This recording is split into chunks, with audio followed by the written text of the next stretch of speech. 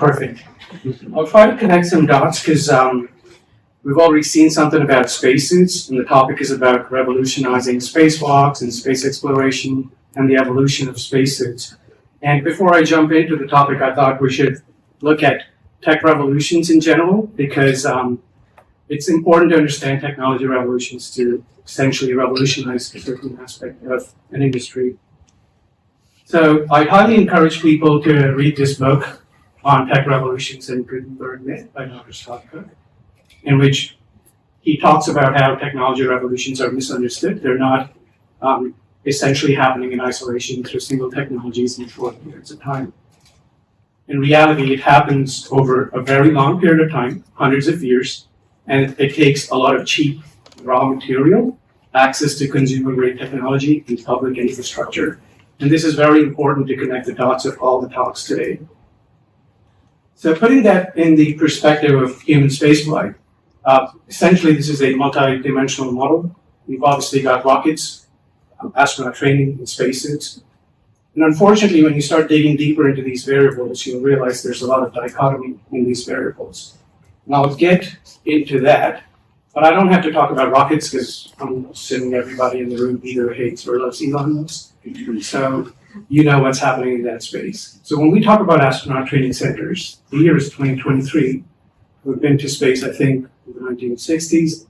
And we just have 4 countries on the planet today that are capable of training humans to go to space. Now, this number is low and alarming because if you want to really talk about scale and sustainability, this number needs to grow. And a good analogy for this is the commercial pilot training program that you have across the globe.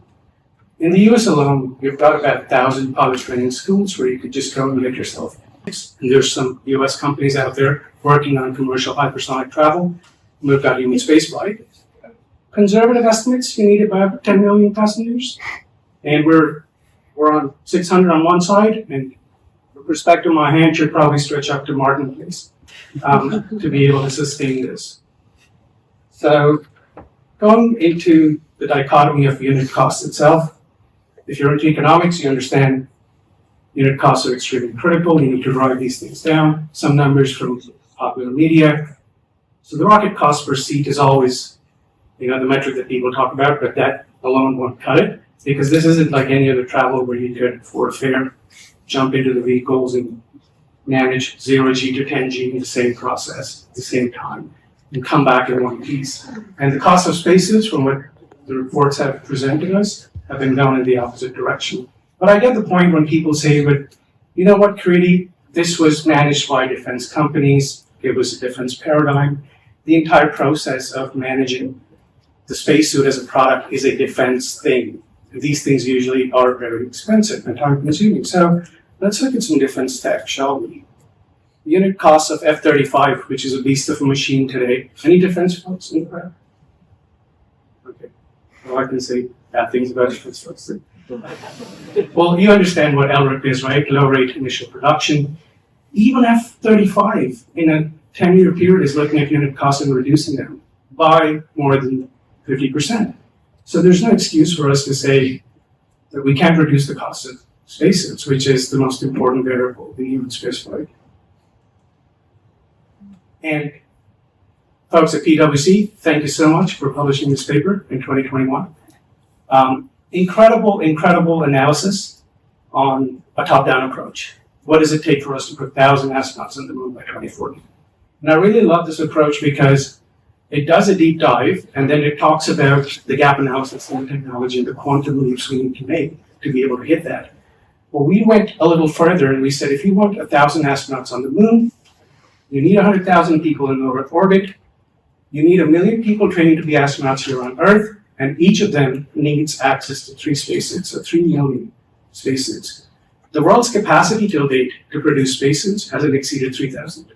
So you've got 3,000, you got 3 million.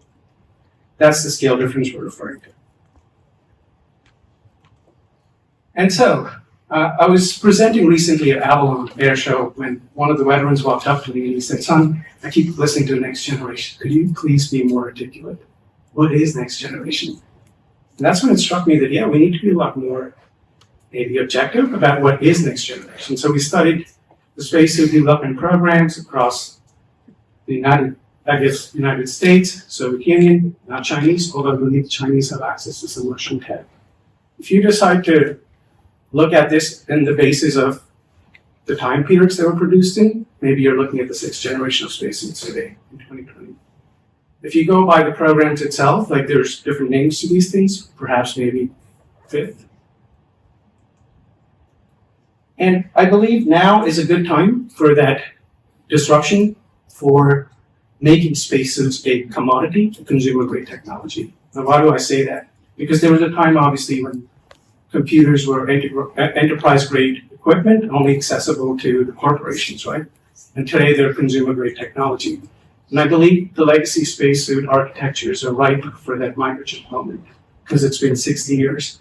And it's probably going to take us another 20 to 30 years before this becomes accessible. Go at this at a faster pace, where you need to start with standardizing what goes inside these things. And these were all custom made. They were made to specifications for the day for the astronauts who were actually participating in those programs. So enough of the problem statement, right? We're really getting good at defining problems, but I believe the magic lies in the solution and the execution of it. So we at Metacosmos are working on this application in an integrated platform approach. 6th generation, obviously, is an OEM. So you've got 3 variants of the suit, which are being designed with the least common denominator approach, which could be used across different domains for dual applications. We did start with the Defense Incubator Program, so we have access to some problem statements in defense where they'd like to use some of this tech, because the principles are the same, whether you go deep underwater or you go up into space. And then there's a base layer, which has to play the role of capturing all the biomarkers. And whenever I talk to the research community, some people are interested in the brain, some people are interested in the musculoskeletal systems, some people in other organs. So I've asked them, do you care about the other parts of the body? Like, who's going to put the whole thing together? Because someone's going to bring it all together for the astronaut. So that layer that you see there is going to play the role of injury protection, thermal management, and biomarker tracking, which connects to what we call the heart of our system. I'll get to that in a bit.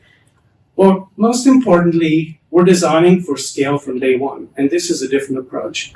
And I could assure you, when you design for 5 components, and you design for 5 million components, the processes change a lot, which means you have access to the digital inventory to start with. You're going to go for faster production from day one. You're going to be reducing the cost because the design is effectively going to reflect that. The most important of all is an aftermarket for these components, very similar to the automotive market. And all of this will probably take 10 to 20 years because you get standardization, the ability for people to say, I need to replace my helmet, probably upgrade it to the next version that comes out into the market. So the approach is how you would actually manage a consumer grade piece of tech. And that is the heart of the system that I was referring to, our software, which will obviously have some digital twins that will map all the organs in the body. It's a biomechanics-based approach, so this will actually flip the entire training program on its head, so people should be able to train wherever they are, putting on suits. And this is different from virtual reality because I'll give you an analogy. You could definitely experience boxing, but if you train for boxing in a virtual reality headset and step into the ring with an informed Mike Tyson, it would not end well. It's very similar, because the amount of pressure that the body's going to have on itself when you put it through 0 Gs to up to 10 Gs and all of that is something that you can only experience in a physical form. Please make sure you are inside the Cosmos suit. Okay, that was the AI agent. We're supposed to start at the beginning of the slide, but the idea is it's going to guide you through what to do to be trained as an astronaut. So we'll put together a futuristic representation. We'll probably need the governments to step in. As I said, it's a supply chain thing. We need to have thousands of these centers around the globe, commercial model where you could take your children or yourself for a training program, get a certificate, and then just enjoy the entire process, whether you fly into space or not.